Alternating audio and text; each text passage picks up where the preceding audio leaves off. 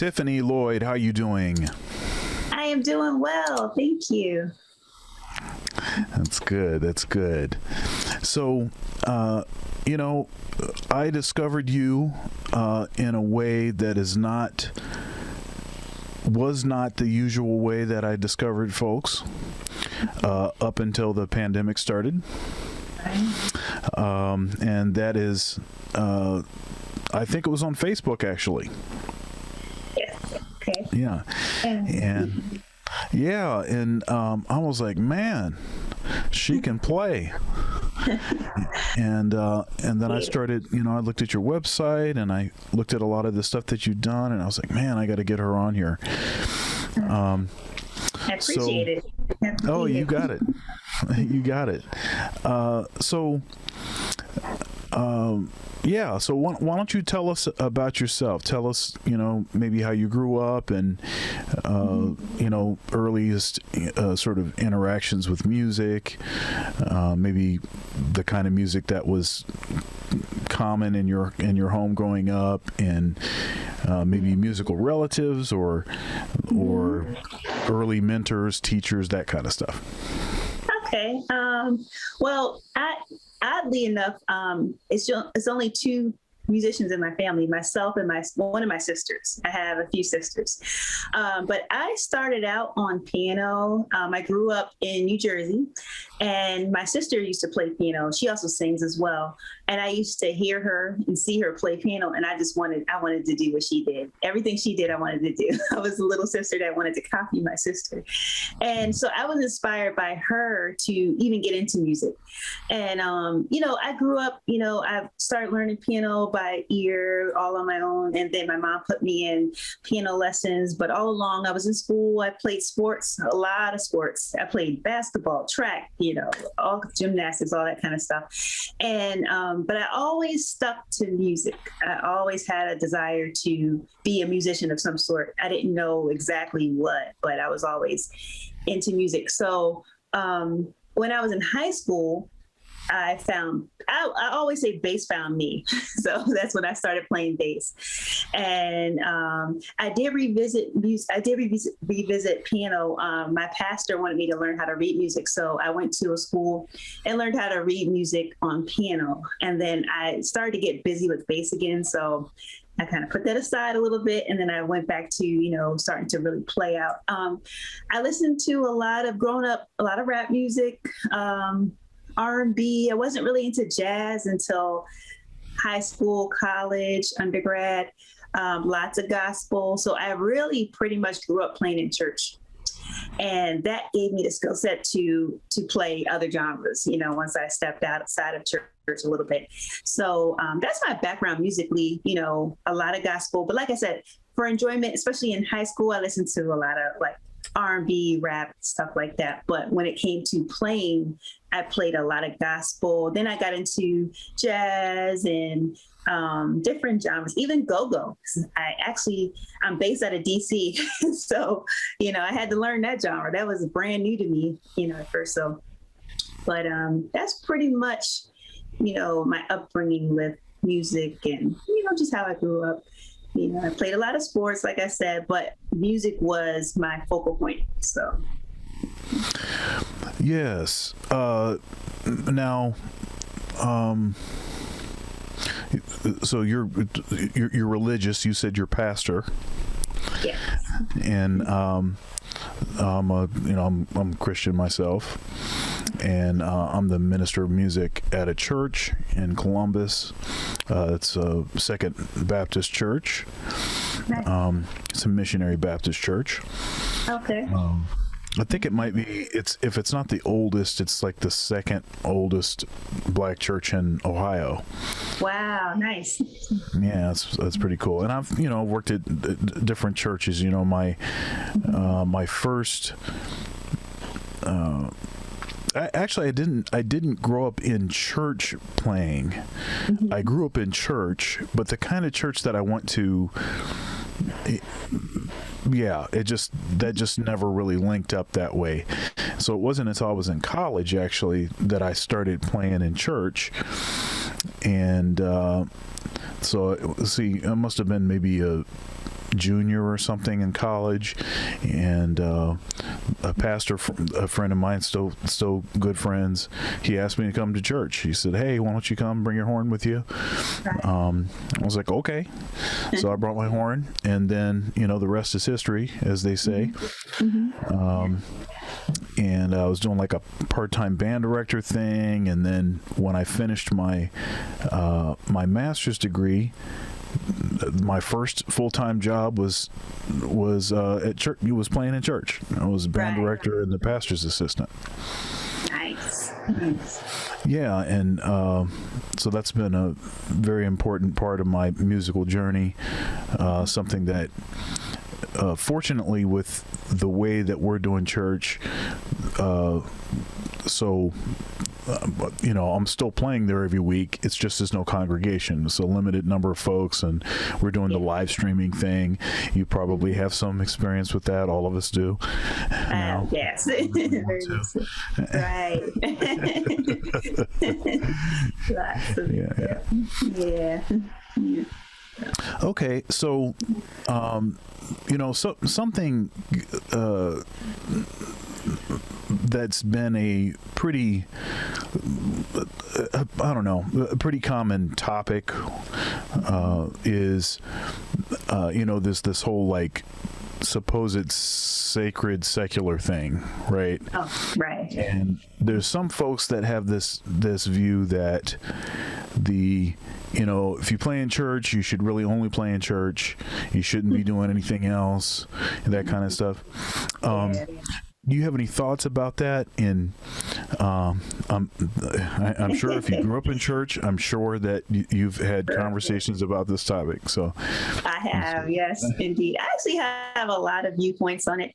And my view has changed over the years. When I first was only playing in church, especially when I was aspiring to be a full-time musician, in my head, I was like, okay, I'm only going to play in church, And then once I started playing church, I got better and better, and more opportunities opened up, and I really saw the music world a little differently. I said, I have to travel the world and play. I can't only play in church. And I never looked down on playing in church, because for me, I'm grateful. If I could do it all over again, start in church, and then go outwards like that, I would do it 10 times that way. Yep. But I have a different view as far as playing outside of church. I feel like, God puts us on this earth as musicians, as far as just the musicians. You have a gift, but it's not to only reach the church. I feel like music is a tool. So it's not a tool that should only be used in one place. It's like, kind of like, I can't think of the scripture right offhand, but it's like, it's not the church that needs a church. So it's, yes, play in church, but I think you should also play outside of church. It also opens you up as a musician. If you only play one genre, you're going to be limited. And if that's, supposed to be for the sake of only playing in church, to me, that doesn't really add up.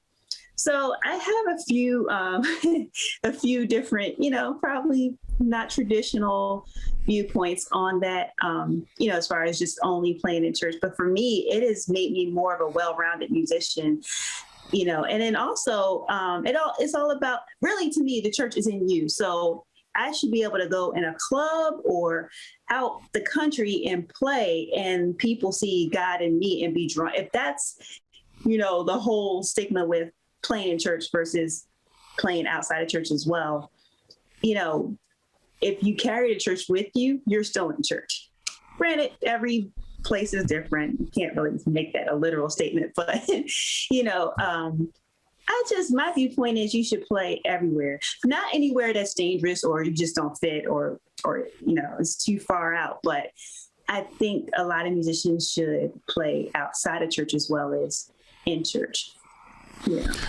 Interesting, and from a, making a living perspective, there's only very few folks that can only play music in church. There's only a few churches that can pay enough to sustain your livelihood. Thank you so much for watching my video so far. If you'd like to support, there are several ways to do so below. Also, likes are free. Please comment, share, and subscribe. Now back to the video. And or that you could even, probably pay half of what Right. it was that you could make doing other things. So there is that sort of practical issue. Something I think about. Good example. I'm sorry. Say that again. The pandemic, I think, brought that to light for a lot too. Oh yeah. Yeah. Facts. So, it's interesting, this whole topic. I have, thought about this, labored, over this, and okay. So you said something about tradition, depending on whatever the tradition is. Right.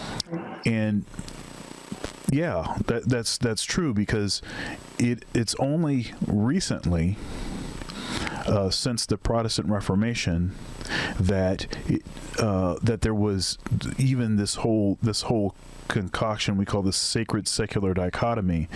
Right. This is actually a false dichotomy. It's an artifact of the Protestant Reformation, because prior to that, it was much simpler when you dealt with the arts.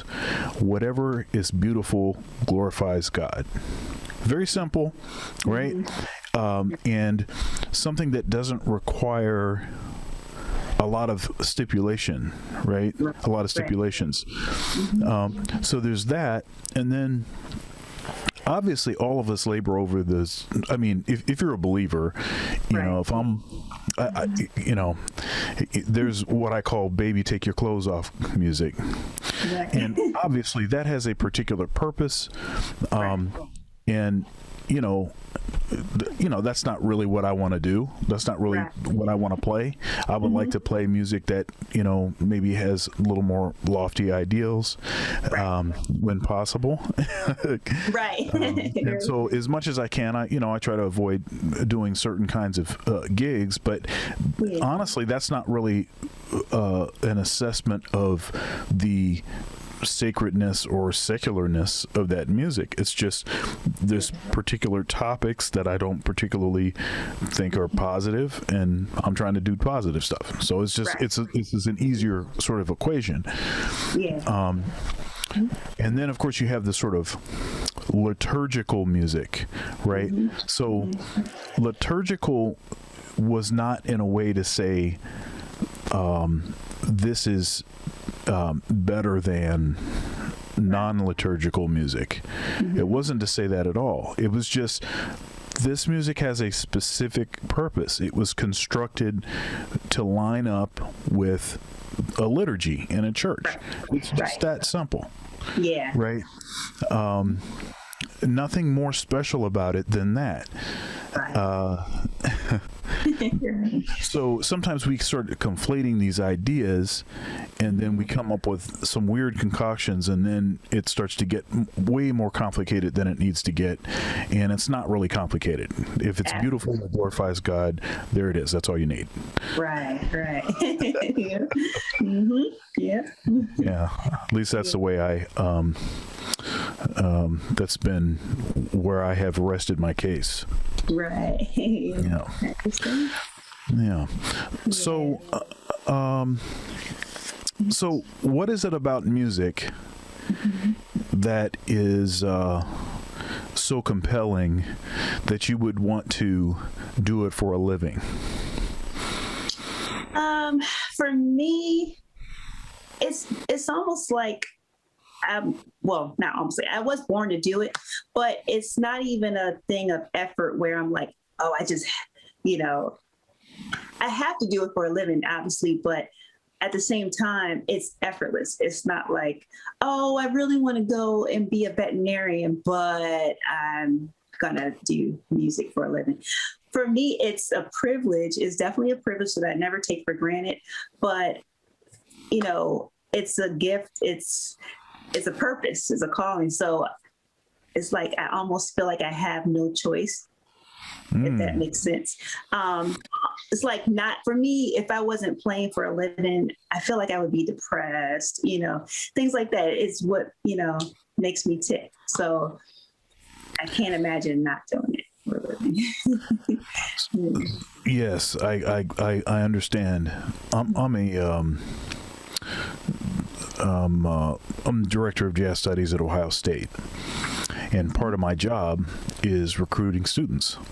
I'm professor of jazz saxophone, and so that's my first priority, Right. is to recruit students from my studio. And I've had, at this point, I've had hundreds of students. Wow. Yeah. And it's a big school, so there's an expectation to have a certain number of students in the studio. That's sort of the justification for what, that's, that's why they hired me. So, Right. But more and more, I am, the students that, in the past were sort of on the bubble. Students that okay, well, I think if they work really hard, then I think that they'll be able to play in a a rock band, or they'll be able to play whatever, they'll be able to do X, Y, and Z. Right. And okay, that's cool, and who am I to tell them that they can't do it, right? Right. But the more now, I've gotten to this point now where those sort of bubble students, I'm not going to accept them. Right. And the reason I'm not going to accept them is not because it's not because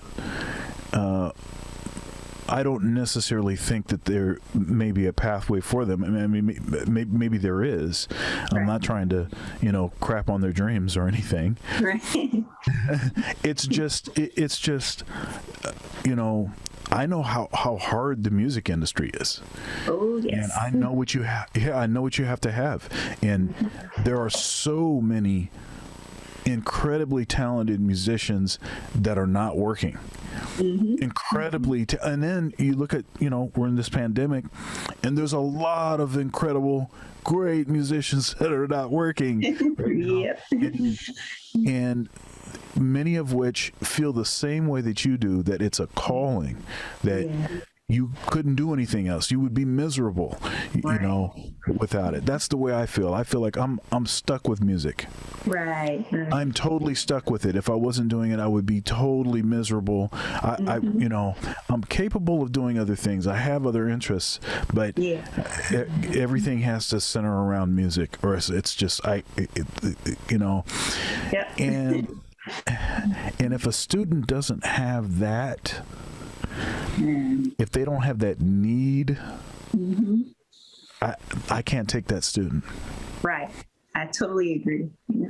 I can't take them, because and there's varying degrees of natural ability, and there is some debate over how much natural ability do you actually need. Right. And of course, the Malcolm Gladwell book, Outliers, he sort of deals with that topic. And he comes to this equation. If you have, whatever this amount that you need to have, whatever that level of talent is, then you need 10,000 hours. Right. Yeah. And the 10,000 hours is based on all of these subjects, musicians, athletes, all kinds of folks, scientists. And now the 10,000 hours is no guarantee of necessary success, being able to make a living doing that, but it is the baseline requirement for success. Yeah, it is. I agree totally. It's funny, before I even knew about that book, when I first started taking like professional bass lessons, my mentor told me, he said, spend 6 to 8 hours a day practicing. And I'm like, that's a lot of hours. But after my first lesson, I went home with the homework he gave me, and it literally took me 6 to 8 hours, sometimes 8 hours solid, to actually execute everything he told me to practice. And I thought about it because at that time I still wanted to go full time. And I said, I think to become a full-time musician, work full-time hours, the traditional full-time hours, but to be a full-time musician, I got to put in full-time hours of practice. And that was my way to God saying, hey, I'm going to show you that I want to do this thing full-time. I'm going to put in full-time practice while I'm not even out there yet. And he literally honored that. He saw my hard work. And I literally went from spending full-time hours. I would split it up like 4 hours, full-time hours working, practicing, trying to perfect this craft and get up to the industry standard, to the point where, obviously, when you're a full-time musician, you're working way more than 8 hours a day. But it panned out. And then I found out about that book, and I said, makes sense. Makes sense. But yeah. So the practicing thing is I've spent a lot of hours practicing, and you have too. And the practice room is this sort of interesting place where you can learn like so much about yourself. Yes. Right. I interviewed Walt Weiskopf, the great tenor saxophonist. He's the saxophone player in Steely Dan. Oh, okay. I also got a when I was doing my undergrad, I went to Western Michigan University. Okay. He came and did a week-long residency, and so I got a lesson with him then, and then we've been friends ever since.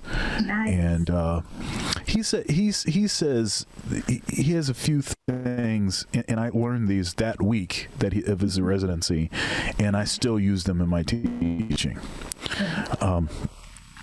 But one of the things that he said was, never perform in the practice room. Wow. And never perform in the practice room. Interesting. Right. Mm-hmm. So then, of course, the question is what is a performance? Mm-hmm. Mm-hmm. So then, if a performance is something that has been perfected for public presentation, then that shouldn't be the thing that you play in the practice room. Right. And then he will go further. He says, everyone deserves an opportunity to sound terrible. I agree.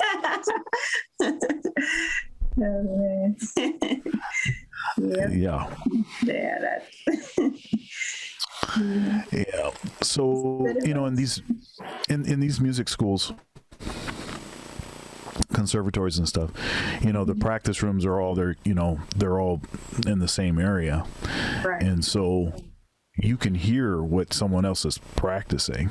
Mm-hmm. Right. And so often is the case that you want to sound good, right? Right. Other people can hear, yeah. So I want to sound good, right? Mm-hmm. So there's this temptation to stop actually producing results, right, and to start performing. Yeah. And of course, the more performing you do in the practice room, the less effective your practice time will be. Exactly. You should be struggling through practice. I feel like if you're playing smoothly, no mess ups, you're not practicing, you're having fun at that point, so I agree. Mm-hmm. Wait a minute, practice is not supposed to be fun? It's supposed to be fun in a struggle, right? Yeah. Right. And similar to what you were saying earlier, I'm the same way as far as like looking at students, like, some people, especially me being a female musician, a lot of parents want their children, if they have a girl, I get this a lot. I want my daughter to be like you. And I'm like, just know I'll take her on as a private student, but I teach in a way to groom them to be a real musician. Like, I'm not going to teach you how to play as a hobby. So don't waste your time or your money if you just want them to, she can play bass, don't send, because immediately the student's going to get, whether it's an adult or a child, they're going to get frustrated because I'm going to give them real tasks that they're going to have to hammer away at in the practice room and not have fun, but just really, work. So, I agree with the whole, some students you take, some students you don't, because, and I feel like too, with the whole talent level, it's not so much how talented they are, it's really what desire is really in their heart. You have some people that aren't that talented, but it's just like they can't live unless they become a musician. And, you can really see it. They have what it takes. They're not in it for the limelight. They just have this burning desire. They might not be the most talented, but you most likely will want to go ahead and take them on versus you ask them why they want to be a musician or an artist, and they're like, I want to be on stage with Cardi B. Well, you're probably not going to last 5 minutes in this industry, So, yeah, little clues. Speaking of baby, take your clothes off music. Anyhow, sorry, I had to stick that in there. Yeah, when I was, I started when I was really young, and my dad was a great saxophone player. I heard him playing around the house, and I kept pestering him and bugging him until he would start teaching me, and that was when I was 6. Wow. And so I lived with my teacher. Right, literally. So I had, 3 or 4 lessons a week and a very attentive ear on the practice room. Hey, hold up. Go back. That wasn't right. Yeah. And he had all these sayings, and again, these are sayings that I use these all the time with my students.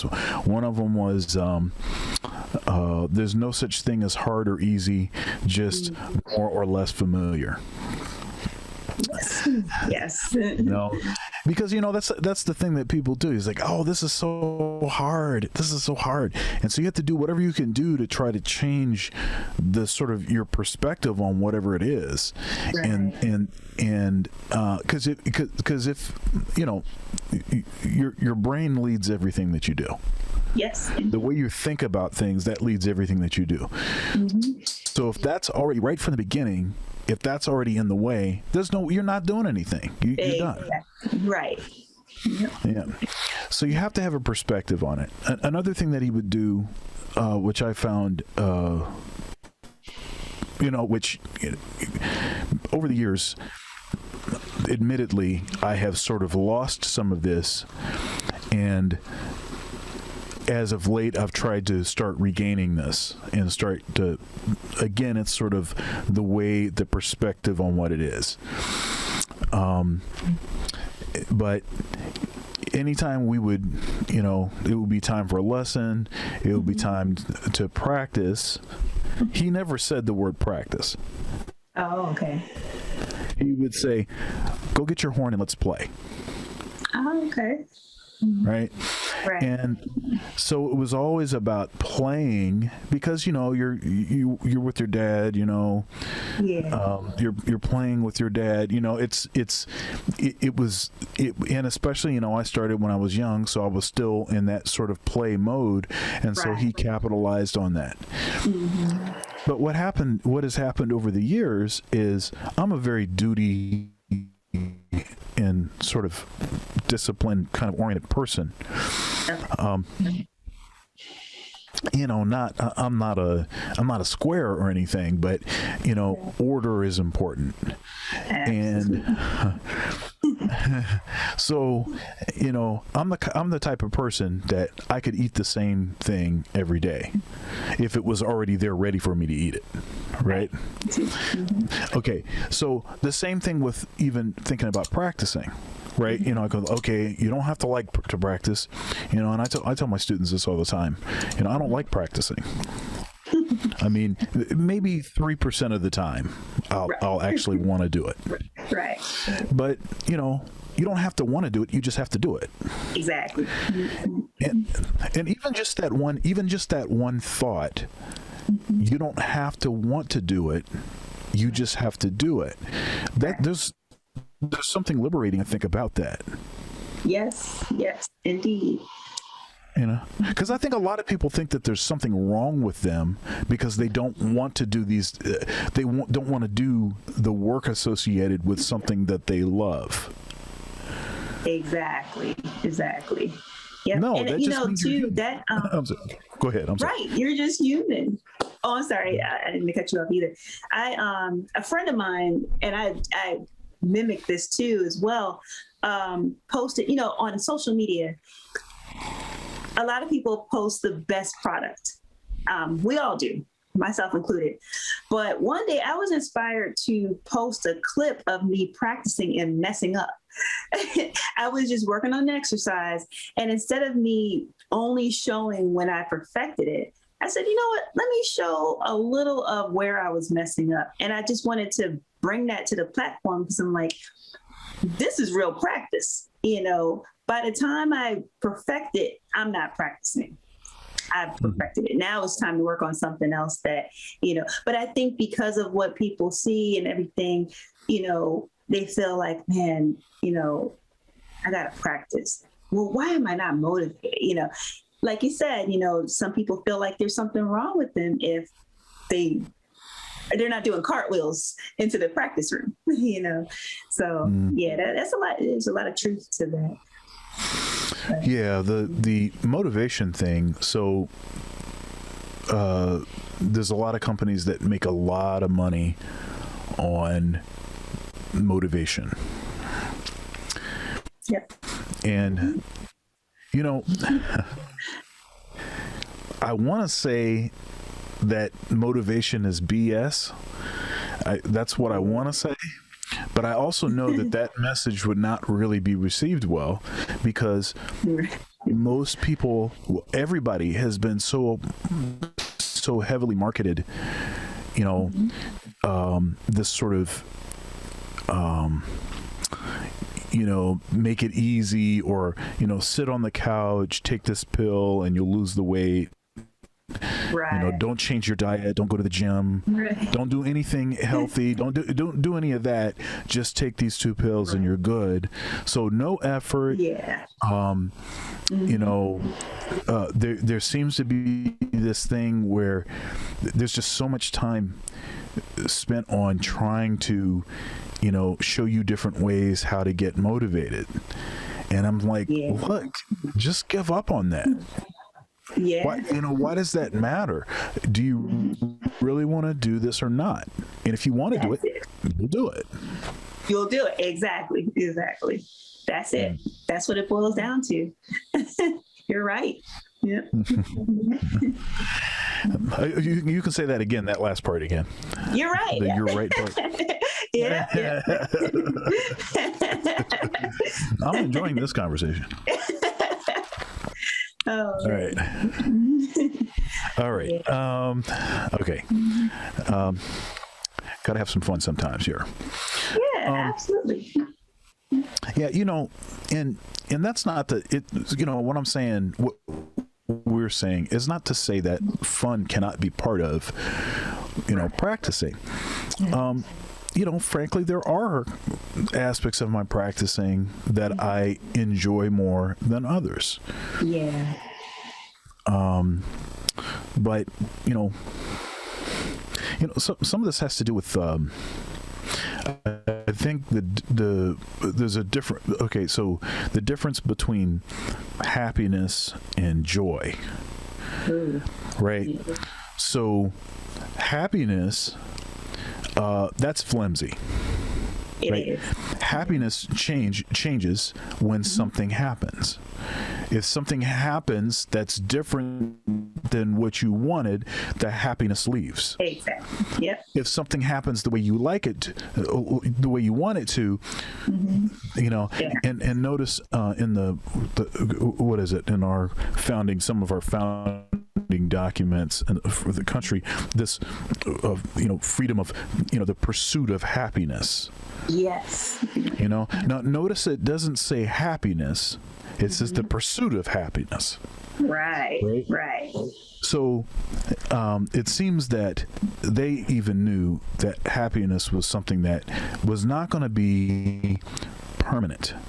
Right. But it's not going to be a state of a regular state of affairs. It's going to ebb and flow. It's going to go up and down, like the weather, like the stock market. like the stock market. Yeah, that's right. Like Bitcoin.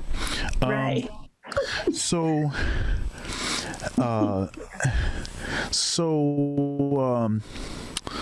happiness, but joy, that's a different thing, right? It is. Yep. And it's a deeper thing. It is it's an abiding thing, right? A lasting thing, consistent. It's consistent, right? The joy of the Lord is my strength. It's something that it's going to be there. It's going to be there if there's positive things going on or negative things going on. It's going to be there. Yes. Yeah. So the way that I try to think about practicing is more about enjoyment. And enjoyment is not the same as liking everything that's happening. It's more about the journey along the continuum, right? Exactly. Right? Yeah. Yeah. Yeah. And I think it helps. For me as a musician, it helped, and it probably would help others too, to look at practicing not only from a musician's perspective. Like I looked up to Kobe Bryant a lot, and also other he was a basketball player. His routine, his practice regimen was insane. And then I look at other people, a lot of people look at people like Beyonce, they look at the performance aspect, and they have their opinions on her performance and all that kind of stuff. But I look at her routine behind the scenes, right. Her rehearsal schedule is like Kobe Bryant. And you look at some of these people, some of the greats, I always say I look at other people as well, like actresses like Taraji Henson and some of those, as they say, goats, in the industry. And you just listen to their interviews and you look at their practice routines. It's consistent. It's, like you said, it's not really happiness there all the time, but it's joy. It's something that they're going to do it, no matter what's going on, if it's good feelings, bad feelings, negative. Kobe could have had a horrible season with the team, but his practice regimen never stopped. It never changed. The same thing with other, performers in whatever side of the industry. So it helps to look at, because, sometimes musicians only look at other musicians, and even the greats, Jocko, sometimes we only look at those other musicians, but it helps to look at a lot of the greats that did other things. It's a consistent thing among all of them, and it kind of helps you not feel so bad about how hard it is sometimes to just practice. But yes.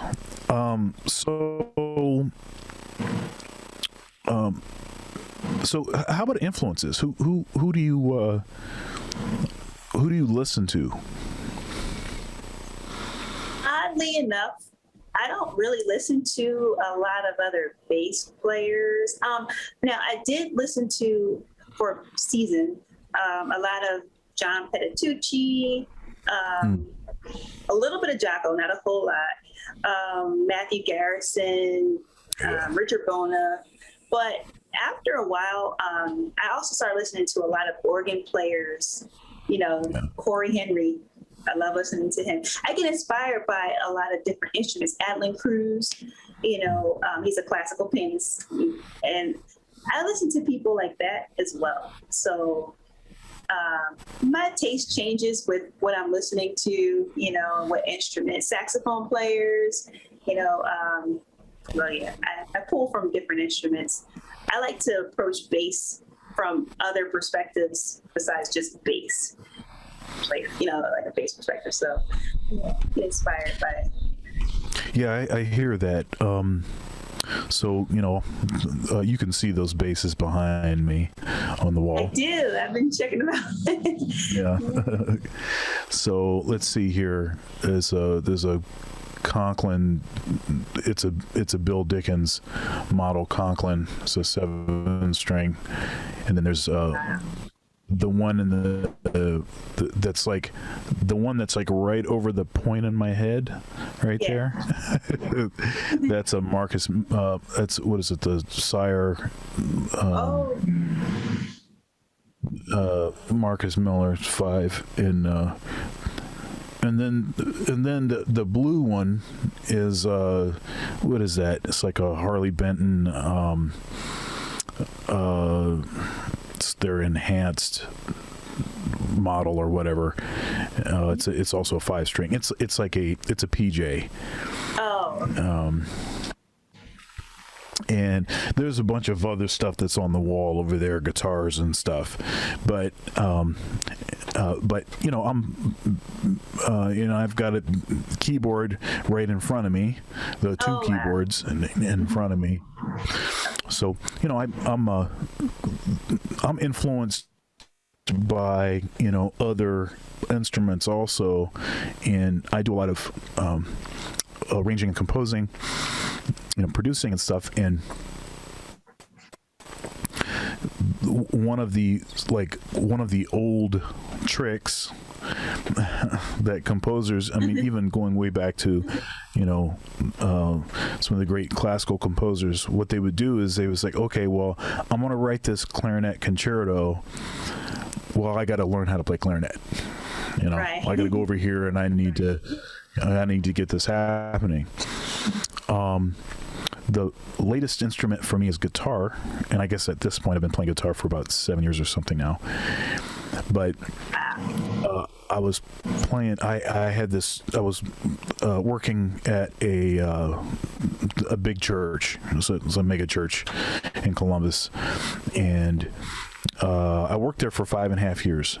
The first year I was there, I didn't play any guitar, but I was doing a lot of writing for guitar and it's a big evangelical church, so it was always like 2 or 3 guitars on the stage, not including the bass guitar. And so I was like, okay, well, I know how to write for stuff generally, but I was like, I really want to get inside. I want to have another layer of something. Yeah. And so I was like, okay, let me get a guitar. Let me learn how to play the instrument. And then I just fell in love with it. And then I started spending way too much time at Guitar Center and too much money and stuff like that. So that's how that goes. I get it. Oh yeah. Yeah, but the gear thing is like real. That whole gear mode, okay, I get this other piece of gear. Oh, now now that I have that, oh man, but there's this other piece of gear, and they just keep making more and more stuff, and it's supposed to be better and better. And right, makes your life easier. Hard to fight it off. Right, it's so hard, so hard. That's a never-ending process there. Yep. So, yeah. I tell my students, I don't really like to practice.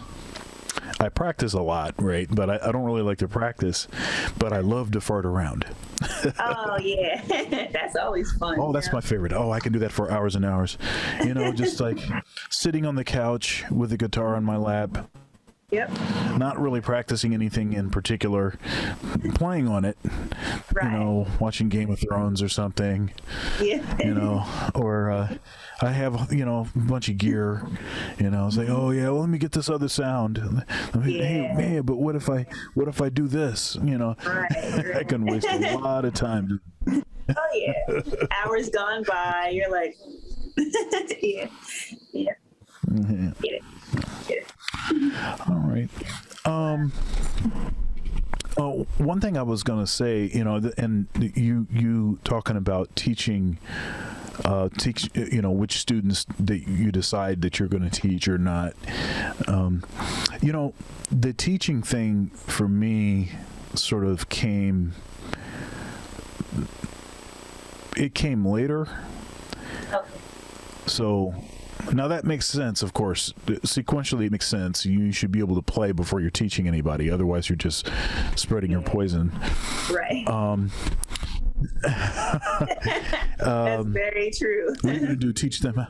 Yeah. What are you going to do? Teach them how not to play? Right. Anyhow. Yeah. But I started young, and so I had the opportunity to teach some students when I was pretty young, because I was totally possessed by music. That's all I wanted to do is play all the time. And so I was 12 or something, and I started getting some students.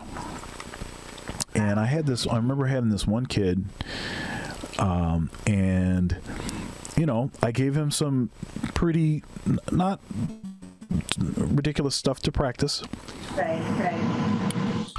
And he came back, and he would kept coming back, and he hadn't done the stuff, right? Oh no! Yeah. He hadn't done the stuff, and let me tell you, I was because I didn't understand. I really didn't understand. Like, this is like serious. This is this is like life or death here. And you're Right. It was like disrespectful to the music. It was just it was it was all of that. Right. And I'm like 12 or something, right? And I'm having all of these pretty it's like I should have chilled. You're right. I should have like chilled out. It's like, dude, the kid is like, I think the kid I was teaching was like 9 or 10. And so, but I started when I was 6. And so I'm like, hey, I was serious. Why ain't you serious? Right. So anyhow, I remember just developing a real I was like, I hate teaching. I don't want to teach. Teaching's not for me. I don't want to feel like this. Forget it. Pretty much. At 12. And it wasn't until I was in college. I'm serious. It was not until I was in college, and I was teaching a Bible study. And we were going through some sort of lesson where they were going through what your sort of motivational gift was. And there's some teachers and some, sort of exhorters and some folks that are motivated by service and, like this. And every time I looked at the list, I kept trying to pick something other than teacher, because I hate teaching, right? Because that was in my head, Right. And so they came to me. They were like, "Look, man, I know you have this thing, whatever this story when you was a kid and you didn't want to teach, and so that's hogwash, man. You're a teacher." You're like, no. And it's funny because I was teaching the Bible study, right? And, wow. so it wasn't just that. It was all of the different ways that I'm oriented. It's all about teaching. Right. It's all about teaching. And so I finally was like, okay, all right, I guess I'm a teacher. So, and the rest is history. Right. Wow. But it's just funny how that goes. Yeah, you had no choice. You know. I did not. Yeah. I did not. Mm-hmm. Wow. So, can you share some of your favorite moments on the stage? Yeah. I talked about this one not too long ago. I remember there was a gig I did with. So Lynn Whitfield was like, it was with her, and it was just, for me, it was one of those oh my gosh moments, because I used to watch her as a little girl on TV, in movies. And, she's a wonderful actress. And I would always see her, just watching my little movies. And, she was in a lot of different movies. And I'm like, wow, didn't think a whole lot of it. But one day I ended up on stage with her, and I'm like, oh my God, like, and she had been there. We had already been working with her. It just hit me like, this is the same lady that I used to watch in the movies, and now I'm sharing the stage with her. So that was a really like beautiful moment. Thin line between love and hate. Yeah. One of those movies that I was like, that's one of my favorite joints. I can watch that, like I can just keep watching it, and I can watch it every day almost. I just, there's something just about that movie, and it's not, and it's not the greatest movie ever, and it doesn't necessarily have the greatest acting, but it's just the way that the story's told and the time period that it was in. Yeah. And there's just something about that that's just I just dig it. Yeah, I get it. Cool. It's a great movie overall, Yeah, that was definitely let's see. There's always cool moments. There was another one. It wasn't so much on the stage, but I was with a band, and we were actually, one of my really good friends, she's a pianist, and we were doing a show at this big place in DC, and we were opening for Gladys Knight. So it's kind of a funny story. It's kind of behind the scenes. We were opening for Gladys Knight, and before the show started, I was trying to find the green room that we were supposed to be in. And I just kind of wandered into Gladys Knight's green room. Nobody was in there. And so I didn't know it was her room. So I'm just in there, I saw the T station and the outlets. I plugged my phone up, and I'm having tea. I'm having a nice little time, and then the show got ready to start. So I went on out, got on the stage and all that. We did our thing. After the whole show was over, I went back to the room to get my phone, and still had no idea I was in her green room. And I get to the door, and there's a bodyguard there, and I'm like, yeah, I just want to go in there and get my, he's like, can I help you? And I'm like, I kind of have all my stuff in there. He's like, this is Gladys Knight's room. And I'm like, oh, I didn't know. It was just a funny moment. And she just like, it was really something I'll never forget. But it all worked out. She's like, oh, cool, get your stuff or whatever. Yeah. But it's just, so she was gracious. Very gracious. I'll tell you, one of the worst things that can happen to you is to meet your hero, and they're like a jerk, like they're terrible, like they're not a good person. Yes. And so I'm glad that went that she was gracious and kind and stuff. But there's it seems some stories. It seems to me that there's a disproportionate number of like jerks. I'm sorry. Yeah. It's what it is. But it's funny. I find with the more known like mainstream artists that I've worked with, they're the ones that are really nice, really, humble, as you can say, cool, everyday type people, when you work with them or meet them or whatever.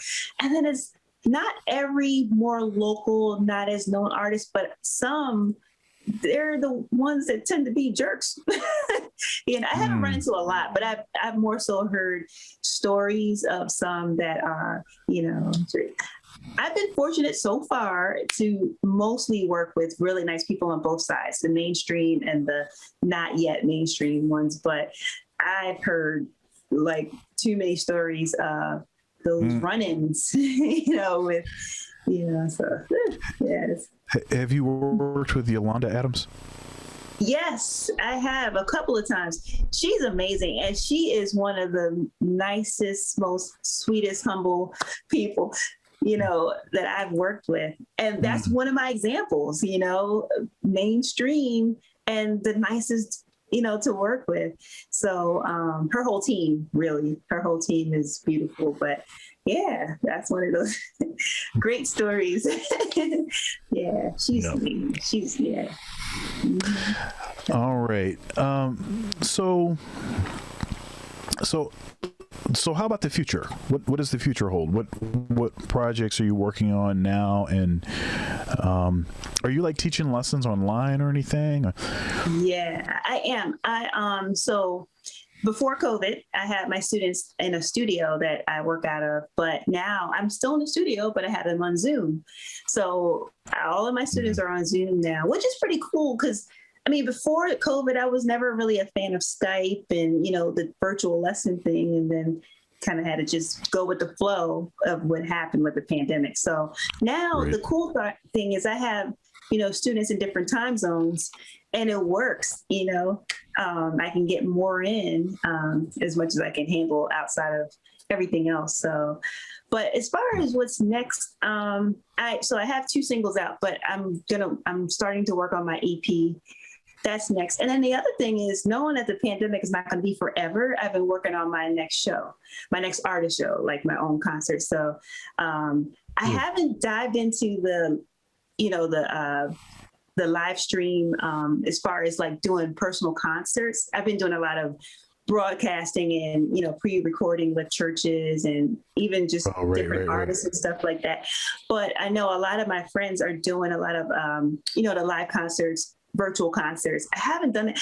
I miss I'm kind of new to the stage as far as being an artist.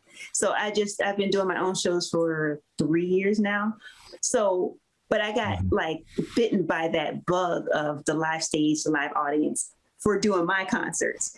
So I'm just like, okay, I might have to do one of these virtual concerts one day, but still I'm preparing for just the next live, all the way live audience, what I'm used to type of live concert. So.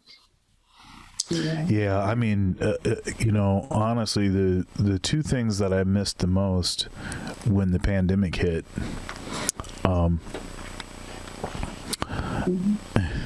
the 2 things I missed the most were the gym and the stage. Oh, yes. Facts. And I was still playing because the church I work at, I was still playing every week at the church, but there's no congregation, and there's no congregation. I was doing yeah. And then a number of, live stream concerts and stuff, but there's no audience, and it's like, right. Fortunately, tomorrow night, my band, Dr. Thunder Quartet, is performing at a club. Oh, nice. And we live stream. So that's become the thing. So what I did was,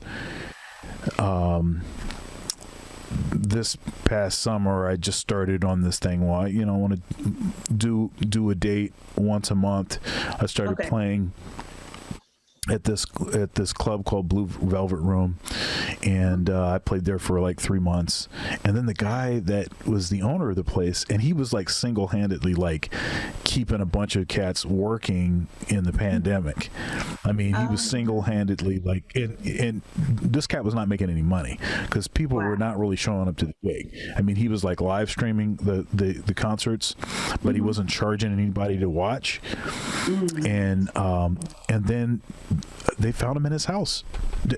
He passed away. Found him in his house, and the dude is like in his 50s. Wow. Yeah, with some different stuff. So that gig at that venue ended, and so I moved the gig to just doing live streams in my office. Nice. We started doing live streams once a month, just to keep it going.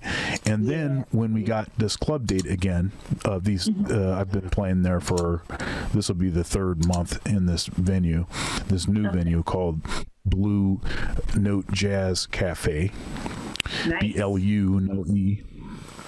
Oh, okay. And so we're playing tomorrow at 7, and so I live streamed did I live stream the first one? Yeah, I think I live streamed. Yes. No, last month was the first time there. Oh, this is the second time there. Okay. So I live streamed it from there, and it was great. I mean, there was a few people in the club. It's a kind of a smaller place, right? So there were a few people in the club, but the people were super generous and stuff, super chats, and I had my Cash App on there, Venmo and all that stuff, and I was frequently saying something, hey, if you want to support like this, and after the gig, I mean, it sweetened everybody's bread, so it was a good thing. So I think the live streaming thing is going to be I think that's going to continue even when playing at live venues. Yeah, I think so. Yeah. Yep. I believe it is. I suppose that's a positive. That is a positive thing. It is. It's the new norm. I'm looking hard for positive. Right. Yeah. We have to. We have to. I really believe it's the new norm, and I think even when it's safe for venues to open up fully and all that stuff, I think there's still going to be a live stream going, so you might have the venues that have a full audience, but they'll probably also have that live stream audience, which is even better. It's more lucrative that way because you can have, just charge two different things, but yeah. That's right. And a matter of fact, when I agreed to move my band to the venue, that was one of my first things. Can I live stream? Because I knew that was going to be a way to make more money for the band. Yes. So. You got to pay the band. I mean, but we have a. That's right. I mean, we have a. There's a agreed upon rate. It's a flat rate that we're going to get no matter what. That's what the club is paying. But just having that extra is just, it just helps. And yes, I do think that's going to be the new normal. Yeah. I mean, even with churches, I think once, if churches open back up fully, they're still going to have that. Because I don't know, you've probably heard of some churches too, but there's a lot of churches doing better now. There's some that aren't doing well at all. They had to shut down and all, but there's some doing better now than they were already doing well before COVID, before the pandemic started. Right. So they're not going to go backwards, I don't think. So I wouldn't. So the church that I work at, there was no apparatus for live streaming. So I was bringing my own cameras, like webcams and stuff. And we were doing like Zoom sessions and then streaming to like Facebook and stuff. And then we got, cameras. So we've got 2 PTZ cameras. Right. And it's the whole thing, and everything is streamed. So every week is streamed. We've got a sound guy now. Before it was all volunteers, which they did a good job. But having somebody that is on the payroll is better. Much because better. You can. Well, you could. Well, you need a fall guy. Yeah, you do. You need to be able to point at someone and say, "You, you did it." I mean, the sound guy is always a fall guy. That's right. Yeah. Yeah. Yeah. Yeah. All right. Okay. So, all right. So I want to ask you, about this. Okay. So,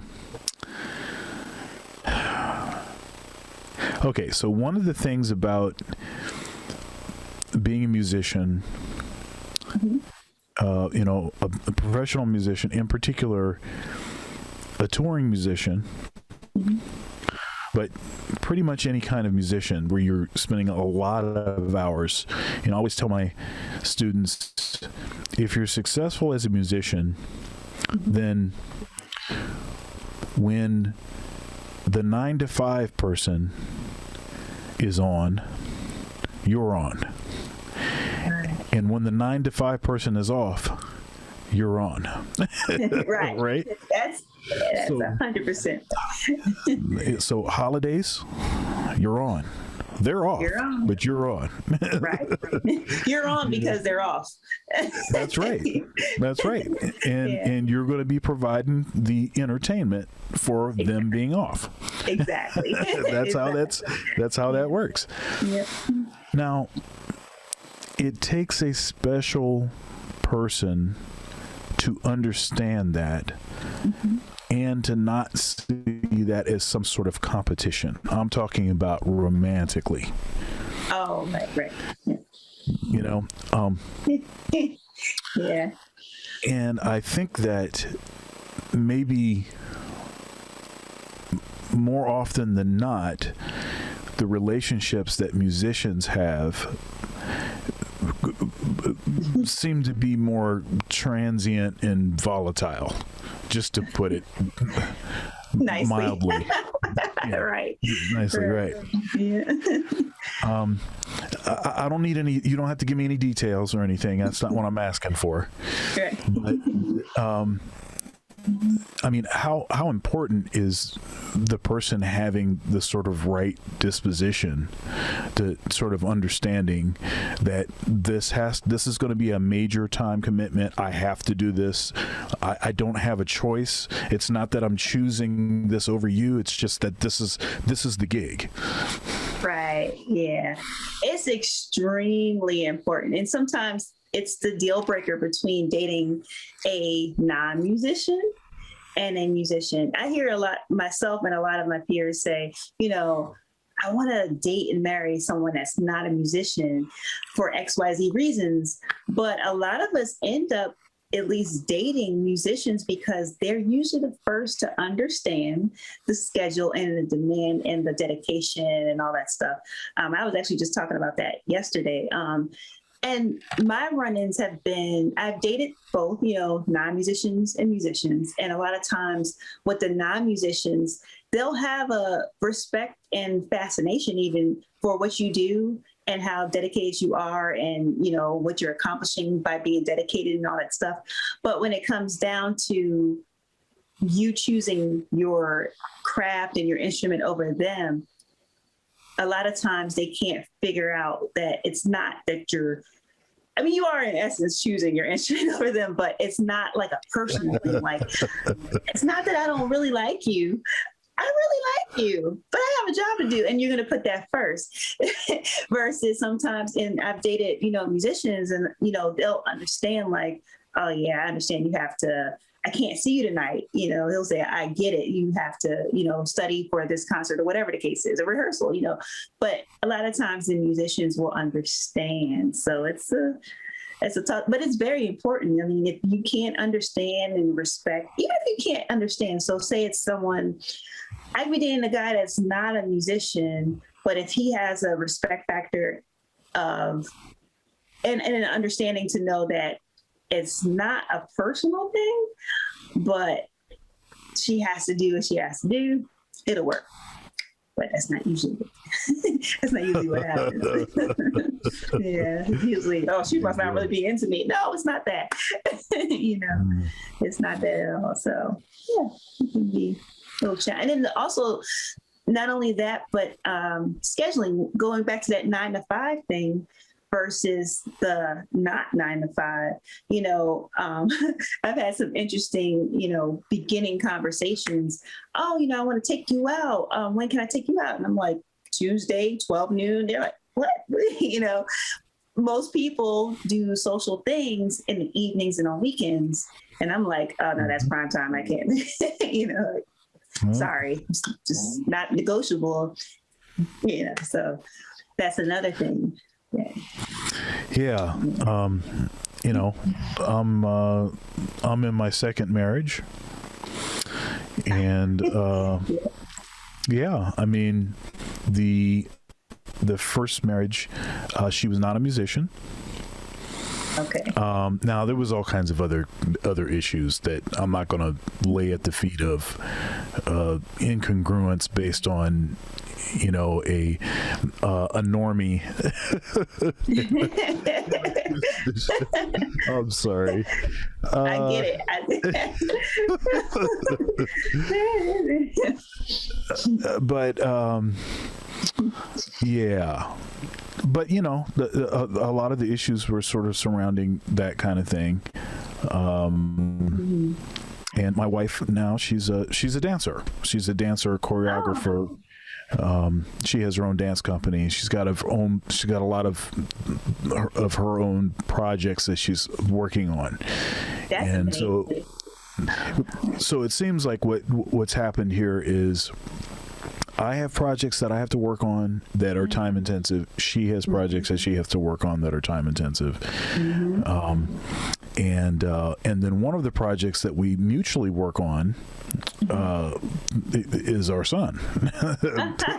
Yeah, that's a whole project. Yeah. That's right. He's 7, so he's a project. Yeah, but he's a good project. He's a good boy. Wow, nice. He's a good boy. But yeah, that the relationship thing is that's a tough thing, because even if you get all of the other stuff right, if you get that wrong, you might as well have gotten everything else wrong too. Literally, yeah. Yeah. Yeah. And I've seen some of my friends date others, other musician friends, and I see that, like, it's like that, that person that they're dating gets everything else right, but they mess up with that one thing. It's like, that's yesterday's news at that point. It's like, yeah, it's a deal breaker for most of us. It's a deal breaker.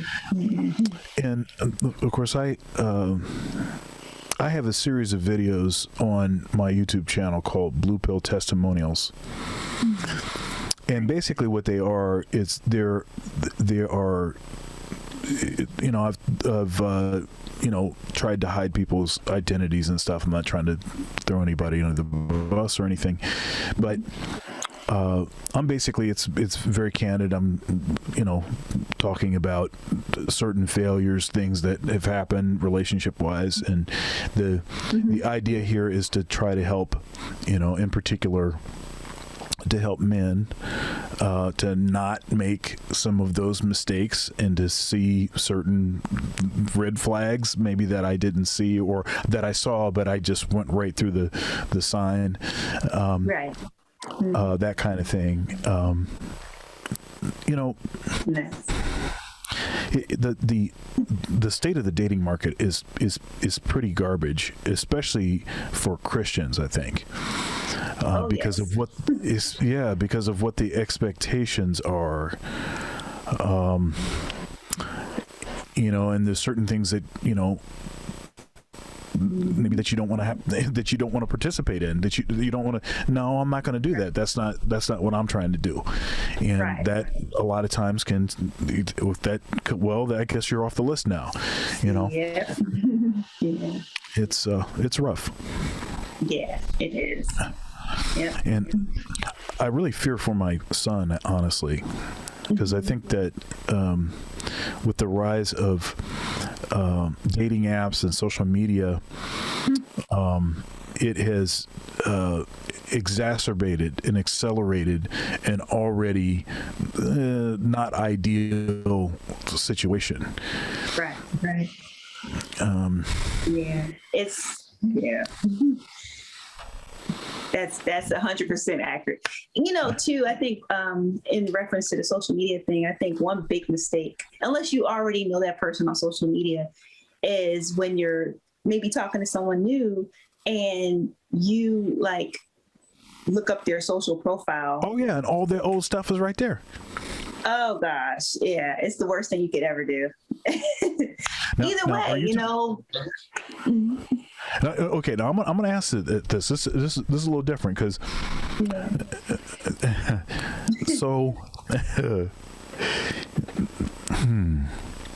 So there is this thing where now it doesn't work this way for guys because men, they don't want to know your past. Like they don't want to know a bunch of like, and I dated this guy and I used to date this, you know, baller and then this other person. You know, they don't want to know. They don't want to know. Yeah.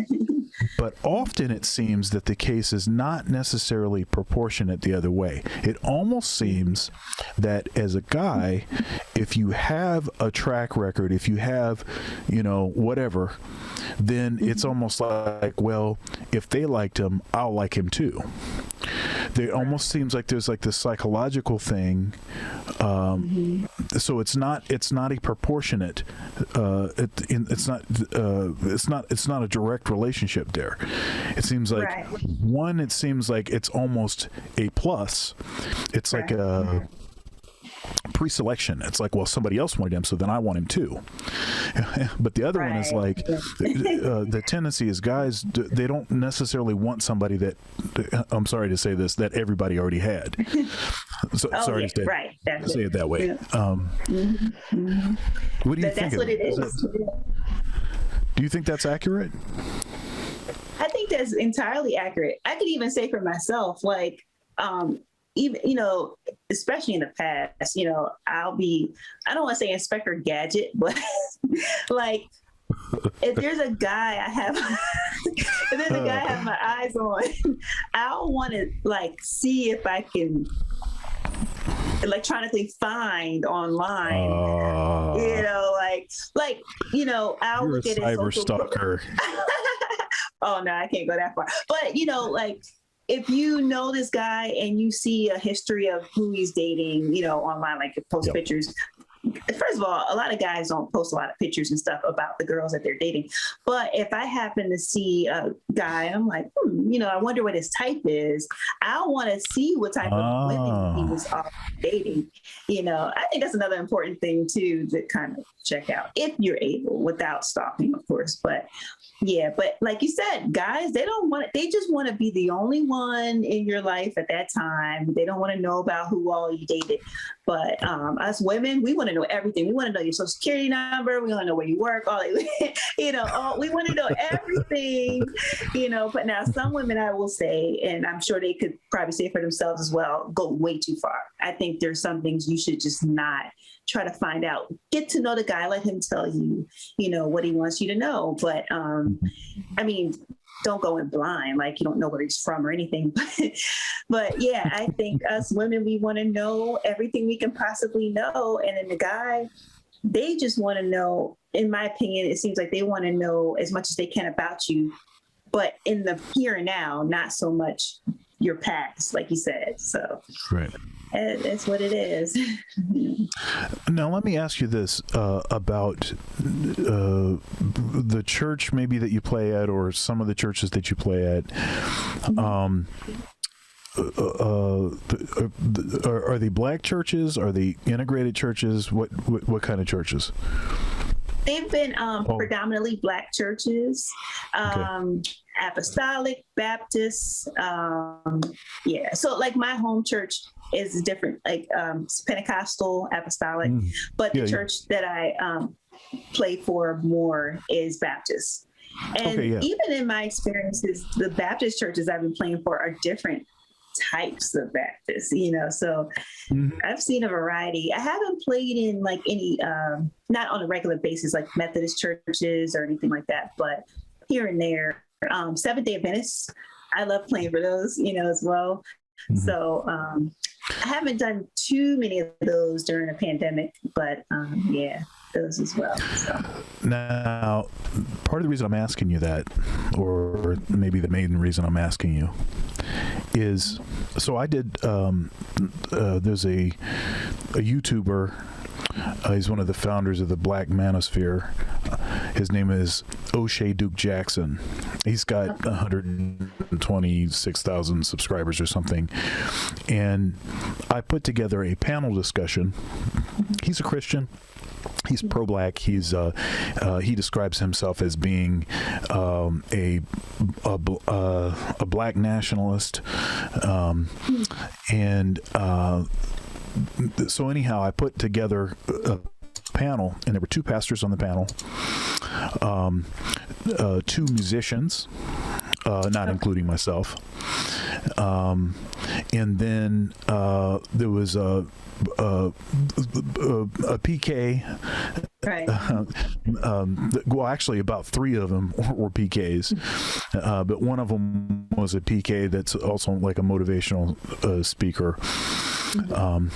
I went to school with him. So anyhow, we did this on his channel, and the name of the stream, it was about 2 hours and change. The name of the stream was "Why Are Black Men Leaving the Black Church?" Wow. Okay. Now, this is where I'm going. Watch where I'm going. Watch where I'm going. So, so it seems, it doesn't just seem, but it is a fact that black men, that when you go to a black church, that there's a lot of women. Oh, right. But not necessarily a lot of men. And if you are trying to date and you're trying to do the Christian thing, it can make it very challenging because it seems like the men are missing. Right. But we had a very engaging conversation about that. It had 700 or 800 live viewers for the whole conversation, and I don't know. I think that video's got about 20,000. It has about 20,000 views now, and it was just done this past Friday. We're going to do another one this coming Friday. It's interesting because it's kind of a niche topic, right?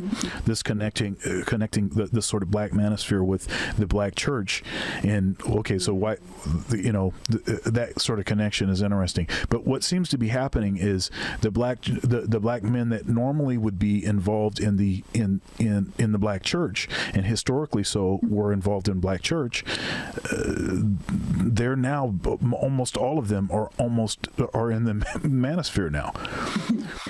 And there seems to be a disconnect with what it is that the church is providing, and it seems that the black church, seems to be more focused on serving, obviously, the people that are there, which tends to be women, and that seems to be leaving out a lot of the men with whatever their concerns are.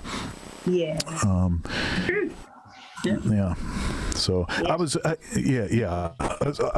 I am curious as to what your experience has been in church. Has it been sort of pretty thin with respect to guys in it has churches? It has. A lot of times, the only guys that I'm really surrounded by are the guys that I'm actually in a band with. So as far as like looking out, the musicians, as far as looking out into, like, say, the congregation and meeting different guys, you rarely see. Most of the guys that you might see, that I've seen in my experience in the church, are the ones that are in a family, so as far as like, and then, every now and again, you'll meet a guy that's, might approach me in a church, but it gets weird because it's like this intimidating, like, I can't date her. Look at her, like, she's a musician. She's doing this, that, and the other. And it's like, but I'm still a human, so it is. It's just, oh God. Yeah. Slim pickings in the church, And I, too, in my experience, you do meet some guys here and there that aren't musicians in the church, but I see a different vibe from the guys that I meet that aren't in the church, like don't go to church on a regular basis, but they might still have a healthy respect for God and believe in God and everything. It's different. it's almost weird because I can date a guy that I didn't meet in church, and then I can meet a guy that I did meet in church, and 9 times out of 10, I'll trust the guy that I didn't meet in church. Because a lot of times, and this probably is a whole nother topic, some of the guys that I'll meet in church have this thing where it's like, you can tell they're hiding something. I don't know if the church is teaching them to be a certain way, conform to just strict Christian ways. I don't know what it is. But a lot of times the guys that you meet outside of church is just like, hey, this is who I am. This is how I am. This is how I live my life. I love God, but I'm going to do X, Y, Z, X, Y, Z. I can trust someone like that because they're telling you who they are. But a lot of times the guys that you meet in church, they're not telling you who they are. They're telling you who they think you want to know. Right. So, they're telling you who they're supposed to be. Exactly. Right. Exactly. Yeah. Who they think you. Yeah. Mm-hmm. Yeah. Like guys out that you meet outside of the church, they say, "Hey, I'm just out here in these streets." Right. Right. Right. I'm like, shoot, I can rock with that, versus, and not every guy is the same, just like not every woman is the same. Not all of us are the same, but the majority you meet in the church tend to have that I'm hiding something vibe, so. That's interesting. Very interesting. Mm-hmm. So are you? So this part of the conversation, this is very interesting to me because of my participation in some panel discussions in the Black Manosphere, and because of some of my interviews of some of the folks from that sphere. And some of the points that they tend to raise consistently, and that I've found to be pretty much true. But would you be so I'm thinking about putting together a sort of panel for it'll be like a panel discussion. It'll be different kinds of folks, and we basically would be talking about relationships and stuff, sort of the state of Black love, that kind of thing. Right. And I want to have some folks that are married, some people that are single, some folks that are dating, like that. It's just different folks. Would you be into that? Oh yeah, absolutely. That sounds great. Yeah, that would be interesting. Yeah. All right. Yeah. Well, I thoroughly enjoyed our conversation, and we could just keep going because this was really great. You're very easy to talk to. Oh, thank you. I'm glad. You too. This is fun. All right. Well, God bless you, and I will be talking to you. Okay, sounds good. Blessings. Talk to you soon. All right. Now, have a good one. Okay, you too. Bye. Bye.